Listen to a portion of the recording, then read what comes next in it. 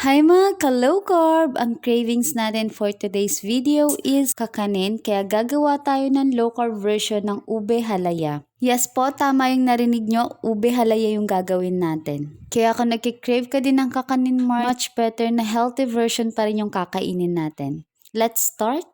Ito yung mga ingredients na gagamitin natin. 1 can of coconut cream, 400 ml po yan. Pwede naman po yung nabibili lang sa palengke. Next is coconut flour, pwede rin almond flour. Then psyllium husk, pampalapot po natin yan. Then low carb sweetener, all-purpose cream.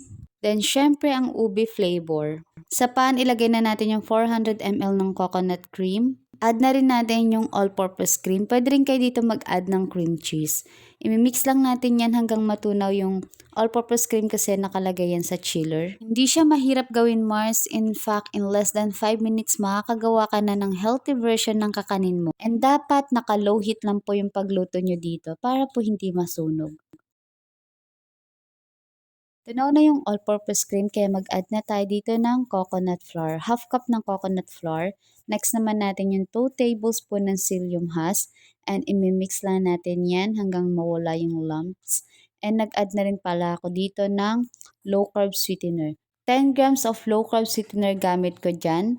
I-measure nyo na lang or depende sa inyo kung gaano kadaming sweetener ilalagay nyo. I-add na rin natin dito yung ube flavor and depende na sa inyo kung gaano ka-ube yung gusto nyo sa kakanin ninyo. Medyo nahirapan ako dito sa pag-mix kasi malapot na yung kakanin natin. And kung ako sa inyo, after matunaw nung all-purpose cream, add nyo na dun yung ube flavor para mas mabilis siyang ma-incorporate. Para hindi rin madami yung mailagay yung ube flavor. After nyan, ilagay na natin siya sa desired na lalagyan ninyo and ipapat lang natin yan hanggang sa ma-shape natin. Ganyan po.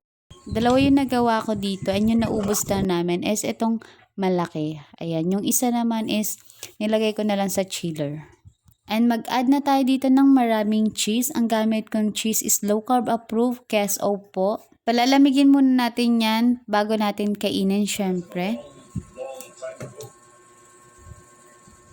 Favorite part, taste test. Sobrang sarap na to, Mars, kaya dapat itry niya na din. Makikita nyo dito, nagustuhan din to ng anak ko. Mas marami siya nakain kesa sa amin. O, diba? And maririnig nyo din siya, kumakanta-kanta pa yan habang kumakain.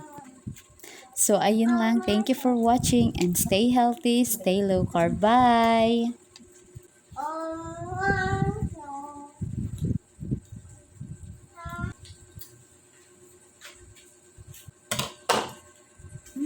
Yummy.